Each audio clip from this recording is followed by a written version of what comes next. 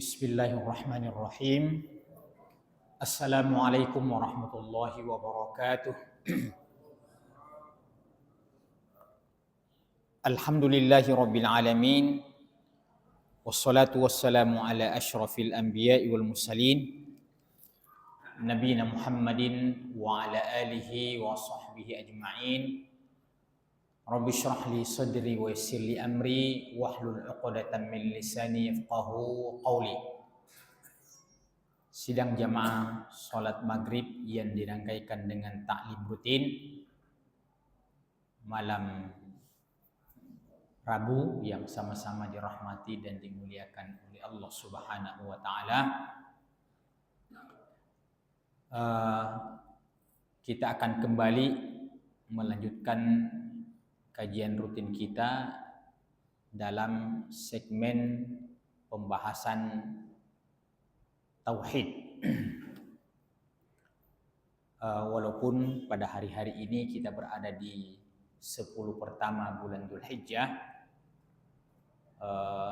saya rasa sudah banyak sekali kita mendapatkan pencerahan tentang keutamaan hari-hari ini, dan karenanya kita mencukupkan untuk membahas yang berkaitan dengan keutamaan pada hari-hari ini.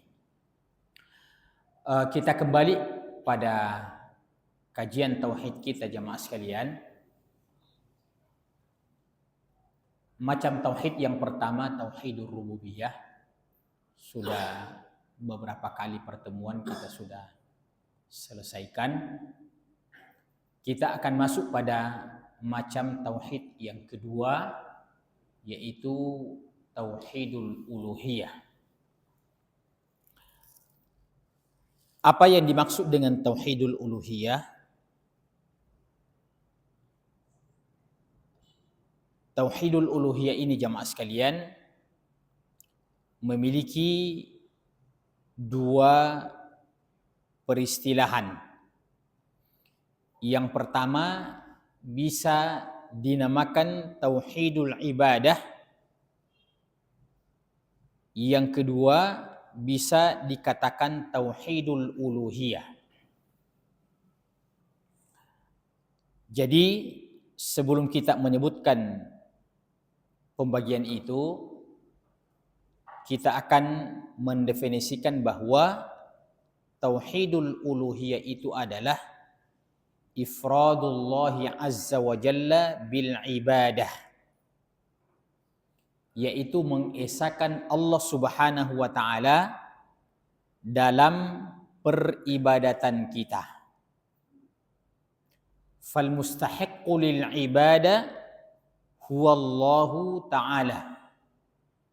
Yang berhak untuk diibadahi, untuk disembah, hanya Allah Subhanahu wa taala.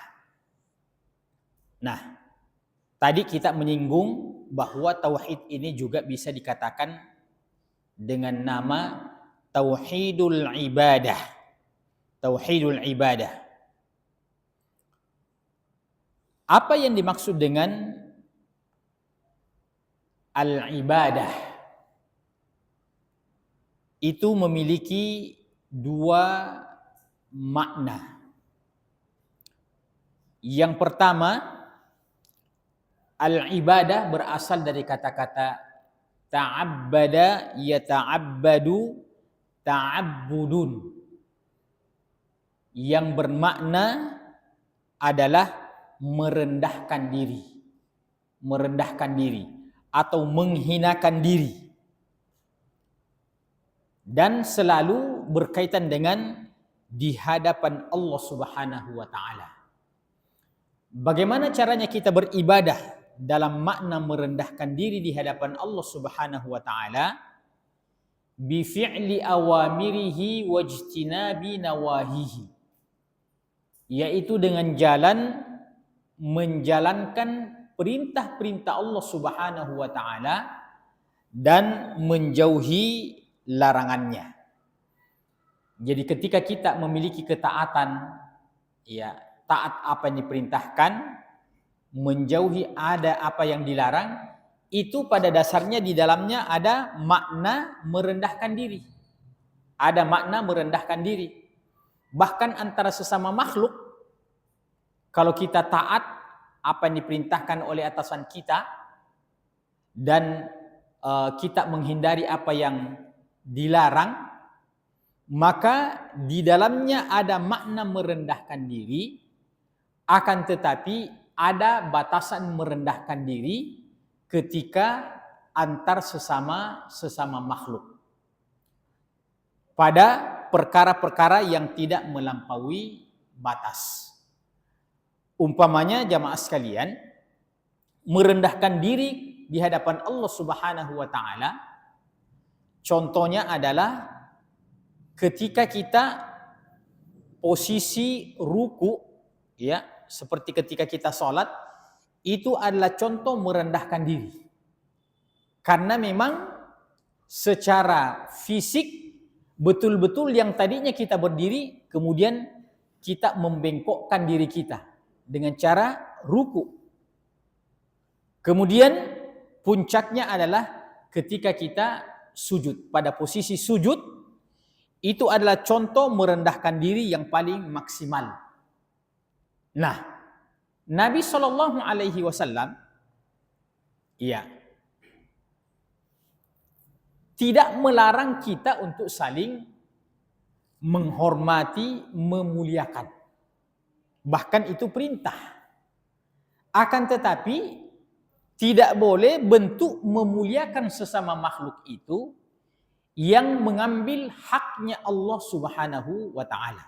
Yang mengambil haknya Allah Subhanahu wa taala. Umpamanya, saking hormatnya kita kepada atasan kita sehingga kita ruku dan kita sujud. Iya. Tapikah harus kita bedakan? Iya. Nah, ini kita berhadapan dengan makhluk. Nah, tentu kita merendahkan diri dalam arti yang pantas untuk kita saling menghormati antara satu dengan yang lain. Ya, mungkin ya seadanya, ala kadarnya, sedikit tunduk, ya, sebagai bentuk bahwa memang kita tidak congkak, memang kita tidak takabur, memang kita tidak sombong, tapi tidak sampai kita posisinya seakan-akan kita ruku dalam sholat, apatah lagi sampai kita sujud. Apa dalilnya jamaah sekalian? Nabi SAW mengatakan, "Lau amartu ahadan an yasjuda li ahadin, la amartul mar'ata an tasjuda li zawjiha." Andaikan boleh aku memerintahkan kepada seseorang untuk sujud kepada seseorang, maka yang paling pantas untuk sujud ya kepada seseorang adalah seorang istri sujud di hadapan suaminya. Nah, suami sebagai pemimpin dalam keluarga memiliki kedudukan. Kata Allah Subhanahu wa taala, "Ar-rijalu qawwamuna 'alan nisa." Laki-laki itu adalah pemimpin terhadap wanita, terutama dalam konteks keluarga. Suami itu adalah merupakan pemimpin terhadap wanita. Akan tetapi apakah karena dia sebagai pemimpin sehingga yang dipimpin ini, terutama istrinya, dia harus sama ketika ia beribadah kepada Allah Subhanahu wa taala, dia harus dibedakan. Ya, dia harus dibedakan. Maka karena Nabi mengatakan sujud itu hanya diperuntukkan untuk Allah Subhanahu wa taala, maka bagaimanapun bentuk penghormatan seorang istri terhadap suaminya, maka dia tidak boleh sujud. Ya, termasuk dalam hal ini orang yang paling mulia setelah Allah Subhanahu wa taala adalah kedua orang tua kita. Itulah sebabnya di dalam Al-Qur'an Allah Subhanahu wa taala setelah menyebutkan kewajiban kita kepada Allah Subhanahu wa taala, yaitu menyembahnya, yang datang setelahnya adalah menyebutkan berbakti kepada kedua orang tua. Wa qadha rabbuka alla ta'budu illa iyyahu wa bil walidaini ihsana. Ini tidak ada makhluk yang Allah sebutkan setelah menyembah Allah Subhanahu wa taala dari sekian banyak makhluk itu terkecuali menyebutkan adalah kedua orang tua. Karena kedua orang tua inilah yang memiliki jasa sebab sehingga kita hadir di atas permukaan bumi ini. Akan tetapi bagaimanapun bentuk penghormatan kita kepada yang namanya orang yang paling kita muliakan setelah Allah Subhanahu wa taala, tapi dia tidak boleh sama ketika kita menyembah Allah Subhanahu wa taala. Maka ya, kalau kita melihat dari sisi kebiasaan dan tradisi, ya, kalau seperti di Indonesia, di negeri kita ini, ya, bentuk penghormatan kita pertama umpamanya kepada kedua orang tua. Itu tradisi kita mencium tangan, ya, mencium tangan. Tidak apa-apa mencium tangan, ya, kedua orang tua atau ada orang yang kita anggap sebagai ulama besar, ya, maka seorang murid kepada gurunya boleh, ya. Nah, ternyata itu tradisi yang tidak bertentangan dengan agama, ya. Bagi sebahagian tradisi di kalangan orang Arab, saya pernah tinggal di Arab, itu murid menghormati gurunya itu bukan dengan cara mencium tangan, ya. Jadi kalau seperti di Saudi itu jarang kita lihat itu orang jabat tangan, ya. Kalau orang asli di sana, pamannya murid atau yang lebih muda, mencium tangannya yang lebih tua. Tapi bagaimana cara mereka itu? Yaitu dengan mencium jidat. Jadi kalau orang Arab itu ketemu dengan gurunya, ya, itu dia cium jidatnya, ya. Kalau gurunya itu syekhnya itu lebih tinggi, biasanya sengaja dia tundukkan supaya muridnya itu bisa menjangkau jidat, ya, atau kepala daripada sang guru itu. Nah, itu namanya contoh-contoh tradisi, ya, yang selama tidak ada pelarangannya, maka itu tidak mengapa. Akan tetapi teks sujud itu memang disebutkan di dalam hadis bahwa andaikan boleh seseorang itu sujud kepada seseorang, aku akan perintahkan seorang istri untuk sujud di hadapan suaminya.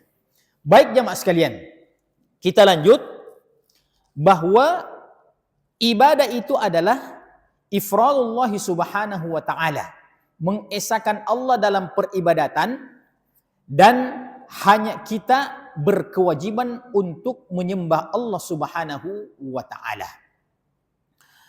Yang kedua jamaah sekalian,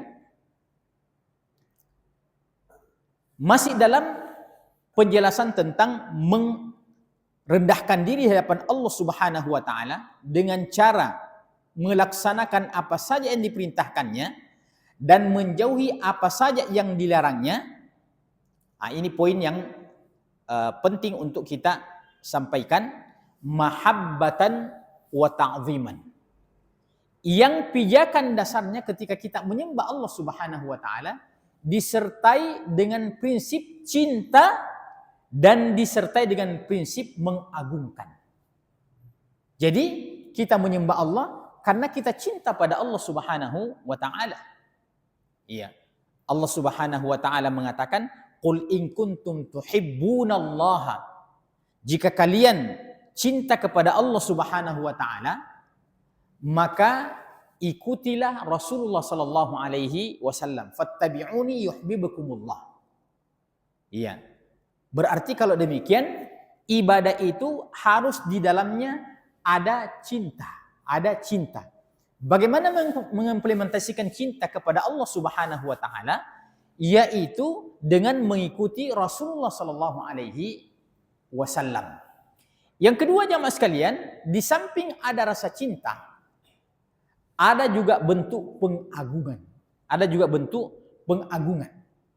Dan bentuk pengagungan itu sudah nampak ketika kita merendahkan diri di hadapan Allah, ketika kita ruku, ya, bahkan sebenarnya semenjak kita takbir itu sudah ada bentuk pengagungan di situ, Pak.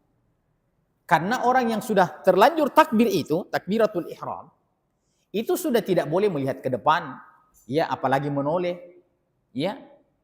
Tidak bisa lagi, Pak. Tidak bisa lagi. Iya. Kadang-kadang ada orang yang sholat sunat kita masuk ketemu mata. Nah, itu berarti dia tidak tunduk, dia tidak melihat ke tempat sujudnya. Iya. Pokoknya dia begini. Ya. Mungkin ada sesuatu yang paling menarik. Tidak boleh begitu, Pak. Itu membatalkan sholat. Dan itu mengurangi makna ta'zim.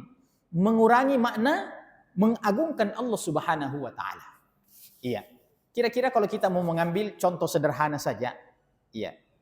Ada orang yang mestinya kita hormati, kita agungkan. Iya. Artinya bentuk pengagungan kita sama dia, penghormatan kita sama dia. Tiba-tiba ada orang yang datang, iya. Akhirnya kita beralih memberikan perhatian yang lebih kepada orang yang kedua ini, sementara orang yang pertama inilah yang seharusnya kita hormati, kita agungkan. Ya. Maka itu sekedar contoh pendekatan bahwa ketika kita sudah sholat, ketika kita ruku, ketika kita sujud, itu di dalamnya ada bentuk pengagungan pada Allah Subhanahu wa Ta'ala. Dan itu sudah include dengan ucapan kita. Ya, kita katakan ketika kita sholat, kita mengagungkan Allah perbuatan dan perkataan. Apa contoh bahwa include antara perbuatan dengan perkataan? Yaitu ketika kita mengatakan Allahu Akbar. Allahu Akbar itu artinya Allah yang maha besar, Allah yang maha agung. Jadi ini sejalan antara ungkapan Allahu Akbar kemudian perbuatan kita. Jadi tidak cocok itu kan Allahu Akbar. Itu tidak sejalan, Pak. Iya. Mulutnya mengatakan saya mengagungkan Allah, tapi kamu menoleh. Iya. Subhanallah. Ada orang soleh dahulu itu imam di sebuah masjid. Imam di sebuah masjid. Iya. Berapa tahun dia menjadi imam di masjid itu? Kurang lebih 20 tahun dia menjadi imam rawatib. Ada seorang jamaah, katakanlah seperti itu, yang bertanya kepada sang imam ini. Iya. Imam dulu itu, Pak, selalu identik dengan imam, tidak ada imam yang tidak ulama. Itu dulu. Iya. Nah, ketika datang seorang jamaah,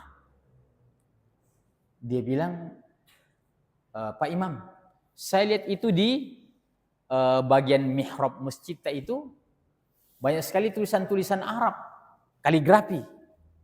Iya. Bagaimana hukumnya itu? Banyak sekali kaligrafi. Iya. Jadi imam itu mengatakan sebenarnya itu kurang bagus itu karena bisa menyibukkan kita, terutama ketika dia berada pada posisi kiblat. Ya, pada posisi kiblat. Ya, mohon maaf ya. Mohon maaf. Sebagian masjid pada hari ini, Pak, terutama pada bagian kiblat itu, ya, banyak yang terlalu berlebihan itu dekorasinya begitu, ya, dekorasinya itu terlalu berlebihan. Nah, inilah kira-kira yang ditanyakan oleh jamaah ini kepada sang imam itu. Ini pada zaman dahulu kala. Dia bilang bagaimana itu kalau ada di masjid itu yang terlalu ramai lah begitu? Ya, bolehlah ada sedikit tapi jangan berlebihan. Nah, ternyata itu imam mengatakan ya tidak boleh itu bisa menyudutkan kita. Akhirnya ini yang jamaah ini mengatakan, bagaimana Pak Imam mengatakan itu tidak boleh? Nah itu di masjid itu di depan mihrabnya itu ada tulisan begitu banyak. Iya. Kenapa mengatakan tidak ada? Padahal masjid, iya, Pak Kiai yang begitu. Apa kata sang imam ini? Demi Allah katanya, selama 20 tahun saya menjadi imam di sini, saya tidak tahu kalau ada tulisan di situ. Ya, saya tidak tahu kalau ada tulisan di situ karena begitu saya datang, saya langsung tunduk, siap untuk takbir. Nah, itu contoh. Ya, itu contoh bahwasanya ketika kita sholat itu memang mengagungkan Allah Subhanahu wa Ta'ala. Nah, kalau kita ini yang jadi imam, Pak, ya jangankan 20 tahun, baru pertama langsung kita lihat ada di depan. Berarti memang perhatian kita terlalu banyak, Pak. Ya, imam ini Masya Allah 20 tahun dia tidak tahu kalau ada di situ tulisan-tulisan yang yang seperti itu. Ya mungkin berlebihanlah atau bagaimana. Tapi intinya kita ambil pelajaran bahwa ibadah itu harus ada bentuk ta'zim, mengagungkan Allah Subhanahu wa taala. Dan karena contoh pengagungan dan menghinakan diri itu pada sujud, makanya Nabi mengatakan kondisi seorang hamba paling dekat dengan Tuhannya yaitu pada posisi sujud. Pada posisi sujud. Kemudian hadis yang kedua mengatakan keadaan Allah paling dekat dengan hambanya yaitu ketika hamba itu pada posisi sujud. Apa maksudnya itu pada posisi sujud? Maksudnya dia sholat. Ya. Jadi bukan maksudnya dia langsung datang sujud saja. Maksudnya sholat yang dimulai dengan takbiratul ihram. Maksudnya orang yang banyak sujud di hadapan Allah Subhanahu wa taala lewat media sholat itu. Iya. Maka kita bisa menjadikan ini sebagai media. Iya. Bahwa kita ini tidak ada orang yang tidak punya masalah dalam kehidupan kita ini. Semua kita punya masalah. Nah, cuma bertingkat-tingkat masalah, problema yang kita hadapi. Ada yang ringan-ringan, ada yang pertengahan, ada yang berat sekali. Ya. Maka posisi sujud itulah sebenarnya istilahnya kesempatan untuk kita curhat pada Allah Subhanahu wa taala. Ya, tentu saja ya, bukan sembarang bilang, akan tetapi sesuai dengan syariat. Ketika kita bertasbih subhana rabbil a'la wa bihamdihi subhana rabbil a'la wa bihamdihi subhana rabbil a'la wa bihamdihi atau subhanakallahumma rabbana wa bihamdika allahumma ighfirli subhanakallahumma rabbana wa bihamdika allahumma ighfirli, ya, Allahumma ighfirli dhanbi fa innaka taghfirud dhunub fa innahu la yaghfirud dhunuba illa anta, ya, Allahumma ighfirli fa innaka la taghfirud dhunuba illa anta fa innahu la yaghfirud dhunuba illa anta, Allahumma ighfirli ma qaddamtu wa ma akhartu. Disitulah puncaknya seorang hamba, kalau seandainya seabrek kita punya masalah, sampaikan semuanya di situ. Ketika kita dalam posisi yang sangat rendah itu, maka Allah Subhanahu wa taala ketika melihat kejujuran seorang hamba itu, maka Allah akan mengabulkan daripada permintaannya itu. Lanjut jamaah sekalian. Kemudian makna ibadah yang kedua yaitu menjadikan sesuatu sebagai sarana untuk beribadah kepada Allah Subhanahu wa taala. Menjadikan sesuatu sarana untuk beribadah kepada Allah Subhanahu wa taala yang disyariatkan, Untuk makna yang kedua ini muncullah sebuah definisi yang disebutkan oleh para ulama kita yang mengatakan ibadah itu adalah ismun jami'un li kulli ma yuhibbuhu Allahu wa yardahu minal aqwali wal af'ali adh-dhahirati wal batinah. Jadi apa itu ibadah? Dari sisi objek sarana untuk mendekatkan diri kepada Allah Subhanahu wa taala. Atau kita bisa mengatakan apa saja yang masuk dalam cakupan ibadah itu yang kalau kita kerjakan itu mendekatkan diri kepada Allah Subhanahu wa taala. Maka berkata ya seorang ulama, ibadah itu adalah segala sesuatu yang mencakup apa saja yang dicintai dan diridhoi oleh Allah Subhanahu wa taala. Apa saja yang dicintai dan diridhoi oleh Allah Subhanahu wa taala berupa perkataan, berupa perbuatan.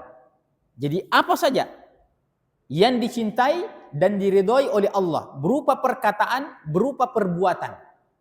Nah, kita mau jelaskan itu, apa yang dimaksud apa saja yang dicintai oleh Allah? Yang dicintai oleh Allah itu yang pertama yang diperintahkan. Itu sudah pasti dicintai oleh Allah kalau ada perintahnya. Nah, perintah ini bertingkat-tingkat. Perintah ini bertingkat-tingkat. Ada yang hukumnya wajib, tidak boleh tidak, seperti sholat 5 waktu, ya, seperti berpuasa di bulan Ramadan, ya, yang rukun Islam itu. Itu tidak ada tawar-menawar.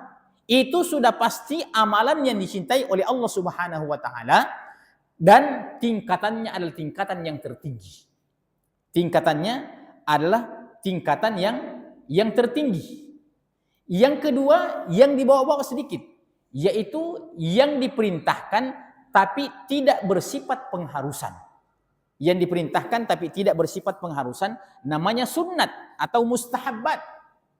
Ya, namanya sunnat atau mustahabbat. Maka yang sunnat dan mustahabbat ini jamaah sekalian, disinilah sebenarnya yang menjadi pembeda antara satu muslim dengan muslim yang lain. Di situ yang menjadi pembeda, Pak. Iya. Kenapa kita katakan di situ yang menjadi pembeda? Karena kalau dalam urusan wajib kita ketemu semua. Iya. Kalau kita sebagai seorang muslim, iya, semua kita ini sholat 5 waktu. Semua kita ini sholat 5 waktu. Maka tidak ada membedakan di antara kita. Iya. Tapi kalau sudah masuk yang namanya sunnat, karena penganjurannya tidak bersifat wajib, hanya dikatakan kayak kalau dikerjakan dapat pahala. Tapi kalau tidak dikerjakan tidak apa-apa. Maka disinilah yang menjadi pembeda antara muslim yang satu dengan muslim yang lain. Karena ada yang sholat sunat, ada yang tidak sholat sunat. Ada yang puasa sunat, ada yang tidak puasa sunat. Tapi kalau puasa Ramadan, semua. Iya.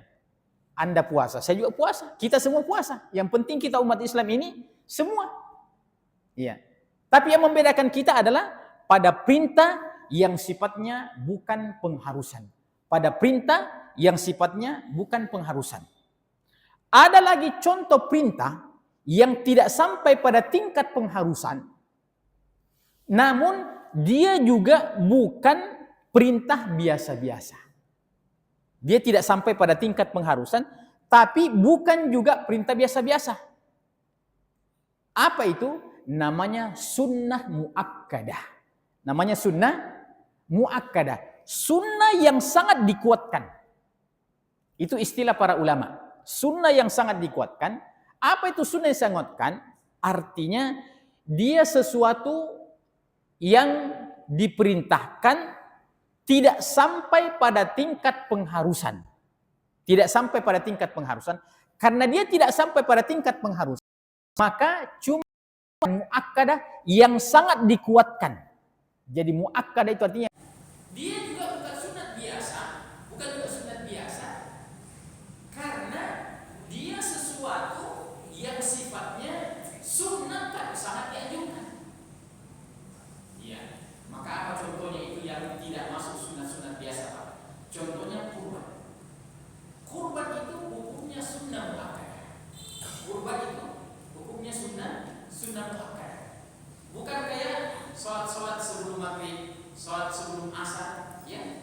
Itu tidak masuk sholat sunnah tarawih, ya. Jadi antara adzan dan qamat sebelum maghrib itu boleh sholat sunnah, tapi sholat sunnah tarawih itu tidak masuk kaliber sholat sunnah tarawih. Ya, tarawih itu setelah maghrib 2, setelah isya 2, sebelum subuh 2, sebelum duhur 4, ya, setelah duhur 2 itu 12 rakaat semuanya. Ya. Maka ulama telah mengklasifikasi itu amalan-amalan mana yang termasuk dalam contoh-contoh sunnah muakkadah. Contohnya kurban, contohnya sholat Idul Fitri, Idul Adha. Ya. Kalau tidak ada dihalangi, Pak, ya, jangan menggampang-gampang. Ya, saya tidak pergi sholat Id. Ya. Maka kita berusaha karena sholat Id hanya 2 kali dalam setahun, Pak. Ya. Termasuk sunnah muakkadah. Ya. Dan sholat Id adalah sholat Id. Ya. Jadi Nabi mewasiatkan kepada Abu Hurairah, wahai Abu Hurairah, kalau kamu tidak bisa sholat witir pada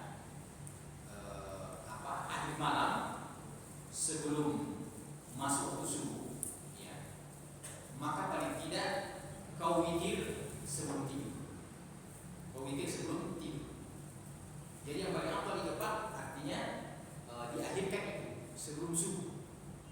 Ya. bisa nampaknya kalau tidur air azan baru bangun. Nah, maka bagaimana caranya mensikapi orang yang seperti ini? Lebih baik dia witir memang sebelum tidur. Ya, umpamanya contohnya yang paling praktis itu Pak, sudah sholat isya, kemudian setelah sholat isya kan ada sholat sunat rawatib 2 rakaat. Sholat sunat rawatib 2 rakaat. Mau praktisnya saya bilangin, nggak tahu apa paham nanti bagaimana. Sudah itu Pak, langsung di masjid, ya, langsung sholat witir 3 rakaat, langsung sholat witir 3 rakaat atau minimal satu rakaat, minimal 1 rakaat. Nah itu bisa berlangsung dalam jangka waktu berapa lama? Ya, pokoknya sudah sholat sunat isya langsung sholat witir. Ya, kalau sudah merasa bahwa nampaknya ini sudah ringan. Nah, diundur-undur lagi Pak, diundur-undur lagi. Nah, kalau bisa jangan langsung habis sholat isya, tapi undur sebelum tidur. Jam berapa biasanya kita tidur? Jam 9, jam 10. Pokoknya sebelum tidur kita sholat witir. Sebelum tidur kita sholat witir. Itu dalam jangka waktu mungkin beberapa lama membutuhkan latihan itu. Ya. Kalau itu sudah mudah, usahakan ya kalau bisa diundur lagi, yaitu setelah tidur. Umpamanya, ya contohnya bahwa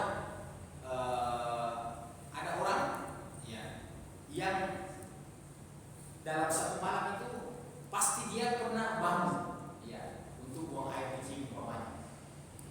Bangun jam berapa? Ya, tiba-tiba bangun jam 12 umpamanya. Bangun jam 12. Manfaatkan di situ sholat witir.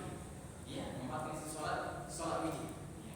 Jadi maksudnya sebenarnya kita mau diantar ini supaya berada nanti yang paling afdal. Yang paling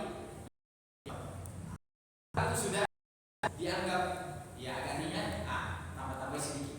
Ya, sholat lain 2 rakaat, 2 tambah 3, 2 tambah 3. Mungkin itu berlangsung selama 1 bulan, 2 3. Ya, kayaknya ini ringan-ringan kurasa, tambah lagi 4. Ya, jangan langsung 23 rakaat Pak. Wah itu tidak ada proses. Ya, manusia itu membutuhkan proses Pak. Ya. Biasanya yang begitu Pak, dia terlalu semangat, ya langsung yang maksimal. Biasanya pertama dan terakhir. Capeknya. Kalau ada di masjid dari situ, ya sholat tarawih 1 juz 1 malam. Ya. Sholat tarawih biasa saja dia tidak biasa, langsung ikut 1 juz. Langsung kayak tidak datang lagi seperti mengeluarkan mata. Banyak aja punya komentar. Tapi ya Rahman dulu mulai sedikit. Datang ke masjid yang di sini, ikuti 2 rakaat saja, 2 rakaat. Ya, itu kalau pertama kali ya, lumayan itu kita mengikuti situ.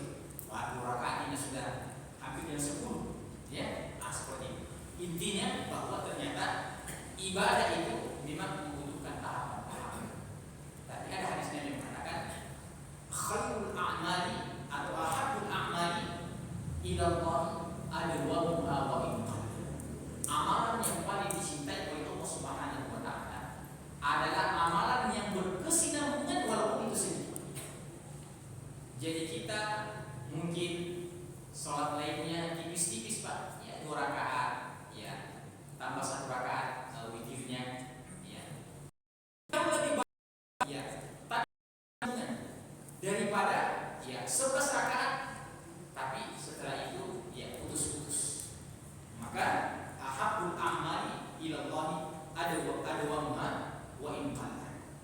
Baik, kemudian yang dicintai dan diridhoi oleh Allah Subhanahu wa taala baik berupa perkataan, baik berupa perbuatan. Berupa perkataan, berupa perbuatan. Apa perkataan itu yang dicintai dan diridhoi oleh Allah? Sudah pastilah berzikir. Ya, sudah pasti berzikir itu amalan dicintai oleh Allah. Allah bilang, ya ayyuhalladzina amanu dzkurullaha dzikran katsiran. Wahai orang-orang beriman, berzikirlah kepada Allah dengan zikir yang banyak. Ya, berzikirlah kepada Allah dengan zikir yang banyak. Itu sudah pasti dicintai oleh Allah.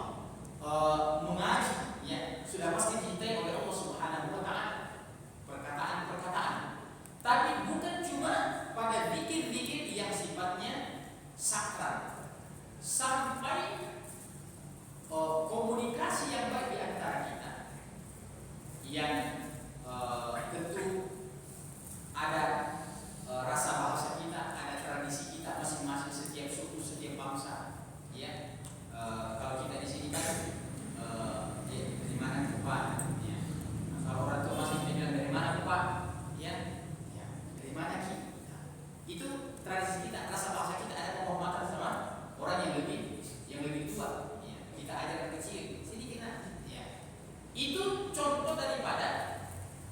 ibadah karena memasukkan rasa kegembiraan pada orang lain. Bahkan sekedar kita basa-basi, kalau kita niatkan untuk memasukkan kegembiraan di hati saudara kita, itu bisa mendapatkan pahala. Ya. Pokoknya ada orang di sini, Pak. Ada orang baru. Mungkin dia datang juga dia tes. Ya. Apakah jamaah ini ramah-ramah atau bagaimana? Dia datang di sini. Dari pertama dia datang sampai belum tidak ada yang ngomong. Tidak ada yang sama-sama dia. Ya. Bahkan di sebagian tempat katanya ada jamaah yang mau datang di sini. Masa dia tidak terus? Ya, dia tidak terus. Kayak seperti saya pencuri, tidak datang di sini. Ya, jadi kalau perlu di setiap masjid itu ada memang yang ditugaskan, Pak. Wah, ada orang baru. Masya Allah. Dari mana nih, Pak? Masya Allah. Ini Pak, ya. Di sini Pak, selama 10 pertama ini setiap hari orang buka di sini, Pak. Ya, setiap hari orang buka di sini. Iya. Karena saya tidak pasti dapat. Ikut bisa. Jadi tidak usah juga kita Pak. Pokoknya ada orang tidak tahu tidak puas, jangan dia puas. Biarkan saja dia ikut, Pak. Ya. Itu ada pengalaman saya di Masjid Nabawi. Ya, ini terakhir waktu saya di Umrah. Itu baru saya tahu itu kan di Masjid Nabawi itu. Ya. Kalau Senin Kamis itu sudah pasti ada buka yang disiapkan oleh oleh jamaah, ya, bukan atas anggaran masjid, dari jamaah, ya, kurma, kopi, teh, ya, ada roti biasanya, ya. Maka biasanya itu mereka sudah mulai menggelar itu sufrah, kayak plastik itu, ya, plastik, ya. Nah, itu dekat-dekat buka, ya, jam 5 itu sudah mulai digelar kayak seperti ini, digelar, ya. Namanya hari Senin, hari Kamis. Kita yang tidak puasa itu, Pak, kita yang tidak puasa itu, ya, tentu sudah mengerti, Pak. Nah, mungkin kita dekat situ karena ini untuk orang puasa. Ya. Tapi ada pengalaman saya baru-baru ini, Pak. Ada pengalaman saya baru-baru ini. Habis sholat asar, tiba-tiba itu digelar itu plastik itu yang namanya begini. Terus ya pas di depan saya. Nah, karena pas di depan saya mundur, Pak, saya mundur kan. Ini untuk orang puasa. Ini untuk orang puasa. Ternyata setelah selesai digelar itu, langsung orang pada makan. Akhirnya saya balik juga. Wah, subhanallah. Ya, kreatifnya itu orang di sana. Ada lagi orang yang berpikir bahwa pasti juga ada orang yang mau orang itu makan semua itu yang tidak puasa. Jadi ada lagi orang yang berpikir itu, berinisiatif itu menyiapkan untuk orang yang tidak puasa. Ya, yang selama ini untuk orang yang puasa. Iya. Tadinya buktinya itu saya begitu digelar depan saya, saya langsung mundur. Tapi ini terlalu cepat juga. Ternyata setelah digelar itu, pada malam semua orang dikasih teh, dikasih kopi, silakan kan. Masya Allah. Saya bilang ini contoh-contoh orang yang kreatif, dia menemukan ibadah-ibadah yang insya Allah kalau dia ikhlas itu akan berpahala di sisi Allah Subhanahu wa Ta'ala. Ya, menyebut lagi contoh-contoh kreativitas di Masjid Nabawi itu banyak yang bisa kita kembangkan, Pak, yang masuk dalam contoh-contoh ibadah. Ya. Orang memang kreatif dalam menemukan itu amal-amal kebaikan. Ya, seperti yang kita lihat biasa umrah atau haji. Ya. Itu kan di setiap tiang-tiang masjid itu kan ada ada air zam-zam.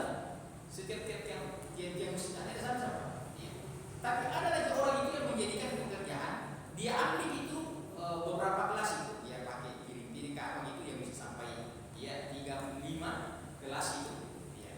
Ya. Dia edarkan sama orang itu di masjid itu. Dia edarkan itu di soft. Ya. Ternyata itu habis, Pak, habis. Jadi ada orang yang mungkin ya haus tapi ya malas berdiri. Dia temukan lagi itu. Masya Allah. Betul. Ada lagi yang saya lihat itu, Pak. Ya. Itu dia masukkan tisu di kantongnya itu kan seperti ini. Ya. Kan besar kantongnya orang Arab. Ya. Dia buka memang seperti juga tadi itu.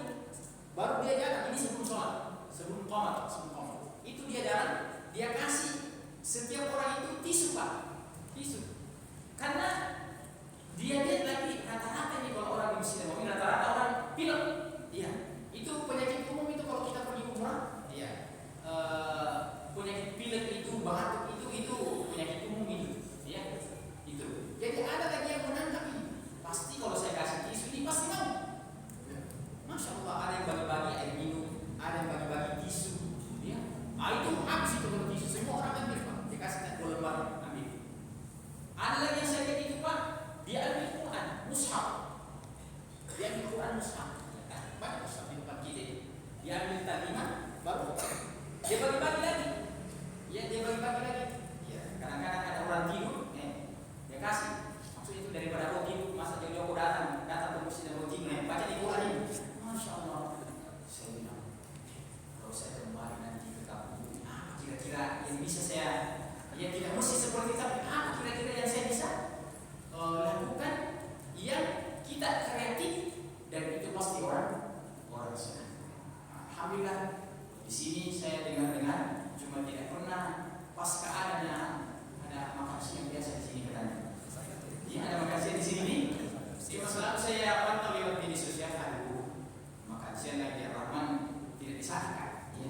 Itu contoh bahwa kita ini harus mengembangkan kebaikan-kebaikan itu yang sifatnya memang tidak ada larangan. Ya, apa kira-kira yang bisa kita lakukan yang masuk dalam kategori ibadah, perkataan, perbuatan yang nampak ataupun yang tidak nampak. Yang nampak ataupun yang tidak nampak. Jadi ada ibadah yang aspeknya aspek perkataan, ada aspeknya aspek perbuatan. Kemudian ada yang nampak dan ada yang tidak nampak. Nah, contoh daripada ibadah yang mewakili perkataan, yang mewakili perbuatan, yang mewakili nampak, yang mewakili yang tidak nampak. Contohnya adalah sholat. Sholat apa contoh perkataannya? Kita mengatakan Allahu Akbar. Allahu Akbar. Ya. Apa contoh perbuatannya? Yaitu bergerak. Ya. Tidak mungkin kita bilang Allahu Akbar, tidak ada gerakan. Tidak bisa. Atau kita bilang begini. Jadi ya, Pak, kalau kita sholat harusnya Allah. Ada orang masuk sholat saya. Nah, itu namanya ada gambar tidak ada suara. Ya, harus dilakukan. Allahu Akbar. Allahu Akbar. Ya. Ada orang apalagi kalau dia sholat sendiri. Ya. Ya. Begitu. Setelah 2 menit hukum. Nah, ini contoh hanya gerakan tapi tidak ada bacaan. Tidak ada bacaan. Sebaliknya andaikan ada orang yang bacaannya berurutan. Allahu Akbar, Allahumma ba'id baini wa baina khataaya atau wajhatu wajhi fasal samawati wa hanifan muslimin. Alhamdulillahi rabbil alamin, arrahmanir rahim, wal amin. Qul ya ayyuhal kafirun. Lengkap itu. Iya. Tapi ternyata dia dulu saja tidak bisa dikatakan sholat karena sholat itu perpaduan antara ungkapan, ucapan dan gerakan. Ya, ada namanya takbiratul intiqal, takbir perpindahan gerakan. Beda hukumnya dengan takbiratul ihram. Ya. Apa contoh yang tidak nampak dari sholat? Apa contoh yang tidak nampak? Kan katakan yang batin, yang tidak nampak dari sholat, yaitu niat-niat kita. Jadi ketika di dalam hati kita mengatakan ini saya niat untuk sholat, itulah niat Pak, itulah niat. Ya. Dan karena asalnya ini orang yang mendirikan sholat adalah orang Arab, yaitu Nabi SAW, maka andaikan niat itu mau diucapkan dengan redaksi bahasa Arab, maka orang Arab akan menyatakan usolli fardhu dhuhri arba'a raka'atin imaman atau mahmuman lillahi ta'ala. Ya. Itu kalau orang Arab. Andaikan mau diucapkan itu kira-kira kurang lebih seperti ini. Iya. Maka karena kita orang Indonesia ini, ya, maka andaikan kita mengatakan saya sholat 4 rakaat untuk Allah Subhanahu wa taala dalam niat kita, maka itu juga sah. Ya, itu juga sah. Nah, inilah contoh perpaduan antara ya yang nampak, yang tidak nampak, ya itu niat-niat kita.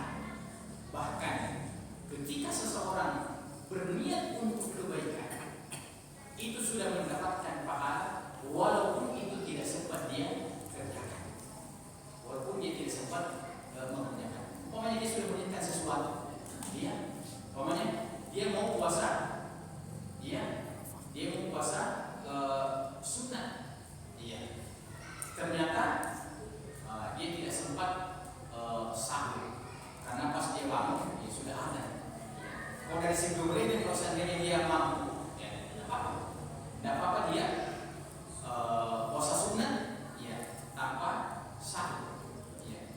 Tapi kalau seandainya itu kaitan apa sekali, kalau saya tidak amin, maka insya Allah dia sudah mendapatkan pahala hanya karena tadi itu perkara dia tidak sempat sahur, Maka sesuatu yang kita sudah niatkan tadi karena ada halangan, maka pada akhirnya ketika kita tidak jadi melakukan itu, maka itu bernilai pahala di sisi Allah Subhanahu wa Ta'ala.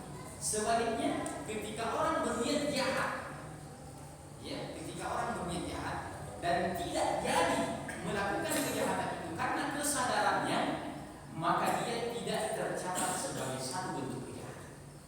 Disitulah kemahaadilan Allah dan kemahapenyayangan Allah. Karena kalau kebaikan yang baru kita niatkan, belum kita lakukan, itu sudah tercatat satu. Tapi sebaliknya ketika kejahatan yang kita niatkan, ya, kemudian karena kesadarannya hanya tidak jadi, maka dia tidak tercatat satu bentuk kejahatan. Ya. Tapi harus diikat dengan kesadaran. Ya. Jadi kalau ada orang berniat jahat, ya, tidak jadi dia lakukan. Kenapa tidak jadi dia lakukan? Karena ditangkap. Itu sudah terhitung satu kejahatan. Dia mencuri sandalnya orang, tiba-tiba ditangkap sama pengurus masjid. Bagaimana hukumnya itu?